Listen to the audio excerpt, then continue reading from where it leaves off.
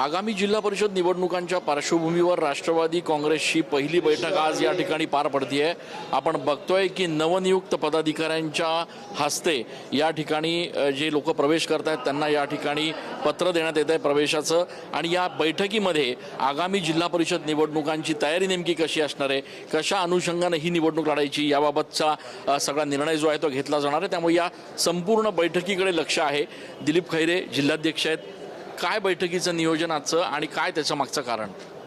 जिल्ह्याचा अध्यक्ष झाल्यानंतर नाशिक जिल्ह्याचा संपूर्ण दौरा केल्यानंतर असं लक्षात आलं की बऱ्याच कार्यकर्त्यांनी पदाधिकाऱ्यांनी अशी खंत व्यक्त केली की नाशिकला आल्यानंतर काही कामं असतात, ती काय बाकी नागरिकांचे काही कामं असतात तर ते सोडवण्यासाठी एक व्यासपीठ असावं। तर त्यामुळे आम्ही आजपासून सोमवारपासून दर सोमवारी इथे सकाळी 11 ते 2 म्हणजे जिल्ह्यातील पदाधिकारी असतील, कार्यकर्ते असतील किंवा नागरिक असतील, यांच्या ज्या काही समस्या असतील त्या आम्ही सोडवण्याचा प्रयत्न करणार आहे।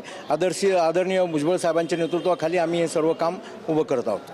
आगामी जिल्हा परिषद निवडणुका आहेत, त्या अनुषंगानं बैठकीमध्ये आज काय निर्णय घेतला जाऊ शकतो, काय चर्चा होणार? नाही, आता बैठकीच्या बाबतीमध्ये आता बैठक आमची सुरू होणार आहे आणि बैठकीमध्ये आम्ही असं ठरवतो आहे की आमचं सध्या आता SIRच्या माध्यमातून काम सुरू आहे आणि ते काम आम्ही आता तालुक्याला जाऊन आम्ही तिथे बैठक घेऊन आणि आम्ही हे सर्व कार्यकर्त्यांना BLA नेमणे वगैरे ते काम आमचं जवळजवळ पूर्ण झालेलं आहे।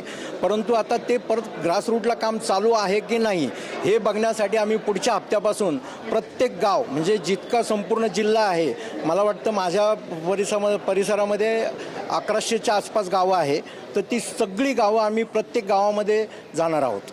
आगामी काळामध्ये आपण काही जुने कार्यकर्ते किंवा पक्षापासून लांब गेलेले जे काही कार्यकर्ते पदाधिकारी आहेत त्यांना परत जोडण्याचा काही प्रयत्न करणार आहोत?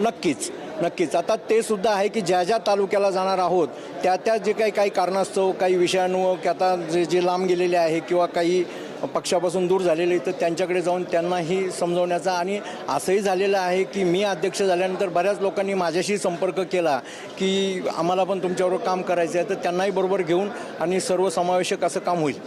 अण्णा, नवीन पदाधिकारी जे नियुक्त झालेले आहेत त्या पदाधिकाऱ्यांच्या निमित्तानं एक जिल्हा परिषद निवडणुकांची कसोटी असणार आहे, कसं आपण याच्याकडे बघताय? नाही, नक्कीच आम्ही आता काय आहे की आता आमचं जवळजवळ संपूर्ण जिल्ह्याचा दौरा झालेला आहे। आता आम्ही नव्याने जिकडे कार्यरत तालुकाध्यक्ष शहराध्यक्ष जे आहे ते ठीक आहे, जे सक्रिय नाही त्यांना थोडंसं थांबवून त्यांच्या जागी चांगल्या कार्यकर्त्यांना, तसंच बाकीचे जे जिल्हा कार्यकारिणी त्या संदर्भात पण आम्ही जे सक्रिय नाही त्यांना बाजूला करून नवीन कार्यकर्त्यांना संधी देऊन आणि पुढची जिल्हा परिषदेची तयारी करणार आहोत।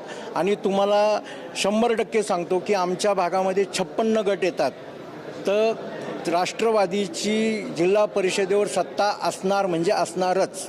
आपण बघतोय की या ठिकाणी बैठकीची सुरुवात होणार आहे, मात्र या बैठकीमध्ये आगामी जिल्हा परिषद निवडणुकांच्या अनुषंगाने सूचना दिल्या जाणार आहेत।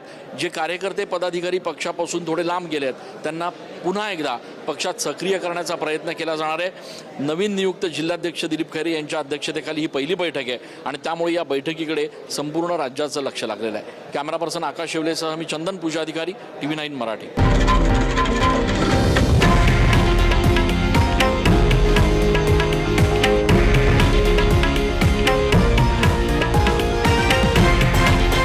हे आहे देशातील नंबर 1 न्यूज नेटवर्क आणि आपण पाहत आहात TV9 मराठी, एकमेव।